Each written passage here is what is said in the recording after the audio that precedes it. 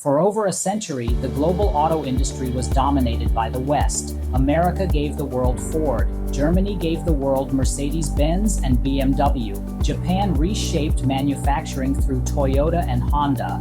China arrived late. For decades, Chinese cars were mocked as cheap copies with poor quality and little innovation.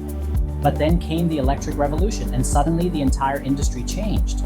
Today, Chinese companies are producing electric vehicles faster, cheaper, and at greater scale than almost anyone else on Earth.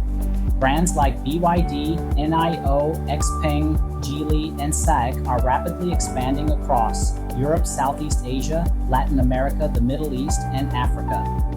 Chinese EV factories now operate at astonishing speed. Battery technology has advanced dramatically, and in many markets, Chinese electric cars are simply too affordable for competitors to ignore. The West is alarmed, tariffs are rising, trade barriers are expanding, politicians warn about national security risks. But despite all of this, many analysts believe the global rise of Chinese EVs is now inevitable.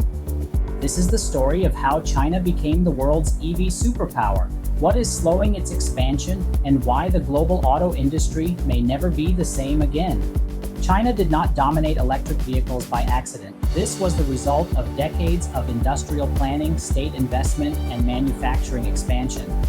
While Western automakers focused heavily on gasoline engines and short-term profits, China saw electric vehicles as an opportunity to leapfrog traditional car powers.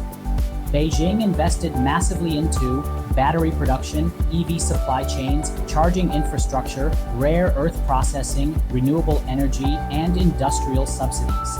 At the same time, China already possessed the world's largest manufacturing ecosystem. Factories, ports, logistics systems, and supply chains were concentrated at enormous scale. This created a powerful advantage. Chinese companies could source components quickly, reduce production costs, scale manufacturing rapidly, and innovate faster. Battery production became especially important. China gained dominance in lithium battery manufacturing through companies like KTL and BYD. Today, batteries are the heart of the EV industry, and China controls much of the global battery supply chain. This advantage changed everything. No company represents China's EV rise more than BYD. Originally a battery manufacturer, BYD transformed itself into one of the world's most powerful electric vehicle companies, and eventually it surpassed Tesla in global EV sales. What makes BYD so dangerous to competitors is not just scale, it is vertical integration. This gives the company enormous cost advantages. BYD produces batteries, semiconductors, electric motors, vehicle platforms, and even shipping systems. Chinese EVs often include features that would cost far more in Western vehicles. Giant touchscreens, advanced driver systems, AI integration, fast charging, premium interiors, but at dramatically lower prices. In many countries, consumers are beginning to ask a difficult question: why pay significantly more for Western brands when Chinese EVs offer similar or better technology? This is precisely why Western governments are increasingly worried. The strength of Chinese EVs comes from several key advantages. First, manufacturing scales. China produces vehicles at massive volume. This reduces costs across the entire supply chain. Second, battery dominance. China controls major portions of lithium refining, battery cell production, cathode materials, rare earth processing. Third, infrastructure. China built one of the world's largest EV charging networks. This created enormous domestic demand, allowing companies to scale rapidly before expanding globally. Fourth, speed. Chinese automakers innovate extremely quickly. New models are released constantly. Software updates happen rapidly. Design cycles move much faster than traditional automakers. Finally, pricing. Chinese EVs are often significantly cheaper than Western alternatives while still offering strong performance and modern technology. This combination is incredibly difficult to compete against, and global consumers are noticing. Chinese EV exports continue expanding worldwide, but China's EV rise has triggered a global backlash. The United States imposed massive tariffs on Chinese EVs. Europe launched anti-subsidy investigations. Canada and other countries also introduced restrictions. Why? Because many governments feared Chinese EVs could destroy domestic auto industries. The automobile sector supports millions of jobs. If cheaper Chinese EVs flood global markets, traditional automakers could face enormous pressure. This is especially dangerous for Europe. Germany, France, and Italy built much of their industrial power through automobiles. Now, Chinese EV makers are entering Europe aggressively. Some European consumers already prefer Chinese EVs because of lower prices, better software, longer range, and modern features. Western governments argue Chinese firms benefit from unfair state subsidies. China responds that Western countries simply fail to innovate fast enough. The conflict is becoming more than economic, it is increasingly geopolitical. Despite rapid growth, Chinese EV companies still face major obstacles. The first obstacle is politics. Many governments fear dependence on Chinese technology. Concerns include cybersecurity, data collection, supply chain dependency, and strategic vulnerability. In the United States especially, Chinese EVs face enormous political resistance.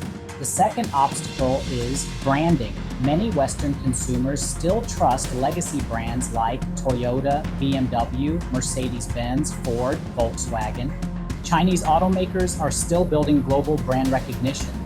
The third obstacle is tariffs and trade restrictions. The European Union imposed additional tariffs on Chinese EV imports. America's tariffs are even higher. These policies slow Chinese expansion and protect domestic industries. The fourth obstacle is geopolitical distrust. Tensions between China and the West continue rising over technology, Taiwan, semiconductors, military competition, and trade. This affects public perception of Chinese companies. The fifth obstacle is local manufacturing resistance. Many countries want EVs built domestically to protect jobs. As a result, Chinese firms increasingly build factories overseas to bypass tariffs and gain local acceptance. Finally, there are concerns about oversupply and profit pressure inside China itself. Competition between Chinese EV companies is extremely intense. Price wars have reduced profit margins. Yet, despite these problems, Chinese EV exports continue growing globally. So why do many experts believe Chinese EV expansion cannot ultimately be stopped? Because the underlying advantages are structural. China possesses enormous industrial scale, mature supply chains, battery dominance, engineering talent, manufacturing speed, and massive domestic demand. These advantages cannot be erased quickly. Even tariffs may only slow China's rise rather than stop it. Chinese companies are already adapting. They are building factories overseas, partnering with foreign automakers, expanding into emerging markets, producing hybrid vehicles to avoid some tariffs, and localizing production globally. In many developing countries, Chinese EVs are often the most affordable modern option. That matters enormously because the future growth of the global auto market may come less from North America and Western Europe and more from Southeast Asia, Latin America, Africa, the Middle East, and India. Chinese automakers are moving aggressively into these regions already. And unlike many traditional automakers, Chinese companies are willing to compete aggressively on price. This creates tremendous pressure on global competitors.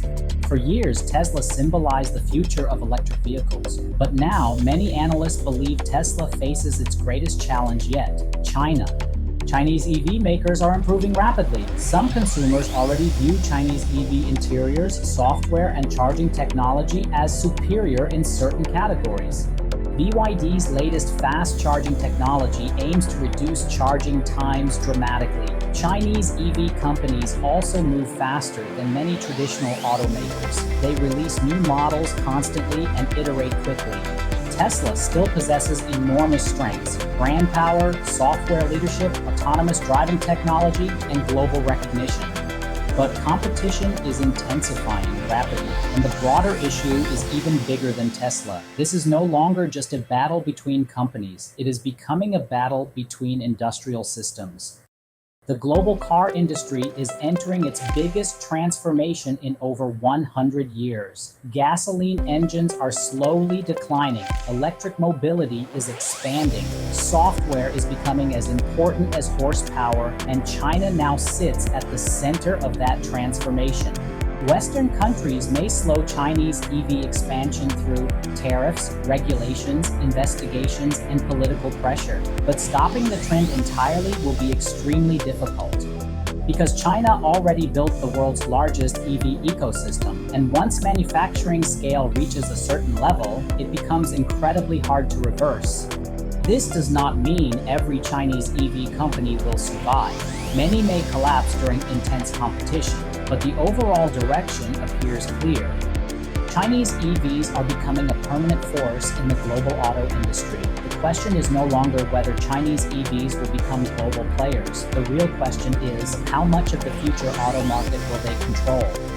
For decades, the global auto industry belonged to the West and Japan, but the electric revolution changed the rules, and China moved faster than almost anyone expected. Now, the world is entering a new era where batteries matter more than engines, software matters more than tradition, and industrial speed matters more than legacy prestige.